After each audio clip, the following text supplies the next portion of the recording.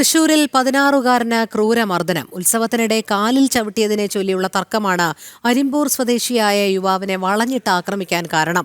6 പേർ ചേർന്ന് യുവാവിനെ മർദ്ദിക്കുന്ന ദൃശ്യങ്ങൾ പുറത്തുവന്നതോടെ അന്തിക്കാട് പോലീസ് കേസെടുത്തു. സാനു കെ സജീവ് ചേരുന്നു. സാനു, എന്തായിരുന്നു സംഭവം?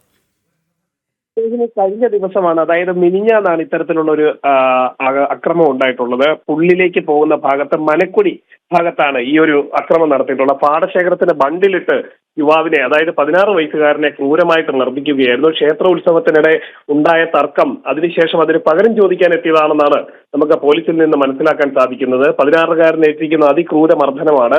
മൂക്കിനും ഒപ്പം തന്നെ പുറത്തുമൊക്കെ വലിയ മർദ്ദനമേറ്റിട്ടുണ്ട്. കമ്പുകൊണ്ടും അതേപോലെ തന്നെ കൈകൊണ്ടുമൊക്കെ കൂട്ടമായിട്ട് മർദ്ദിക്കുകയായിരുന്നു. എന്തായാലും ഈ ദൃശ്യങ്ങളൊക്കെ പുറത്തു വന്നതിന് തൊട്ടു പിന്നാലെ പോലീസ് ഇപ്പോൾ കേസെടുത്തിരിക്കുകയാണ്. 6 പേർ ചേർന്നാണ് മർദ്ദനം നടത്തിയതെന്നാണ് പോലീസ് പറയുന്നത്. അതേപോലെ തന്നെ ഏതെങ്കിലും തരത്തിലുള്ള മയക്കുമരുന്നോ അല്ലെങ്കിൽ അത്തരത്തിൽ എന്തെങ്കിലും കാര്യങ്ങൾ ഇതിന് പിന്നിലുണ്ടോ എന്ന കാര്യങ്ങളൊക്കെ പോലീസ് പരിശോധിക്കുകയാണ്.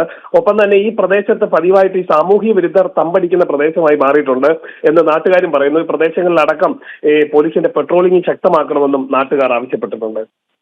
ശരി, സാനു കെ സജീവാണ് വിവരങ്ങൾ നൽകിയത്.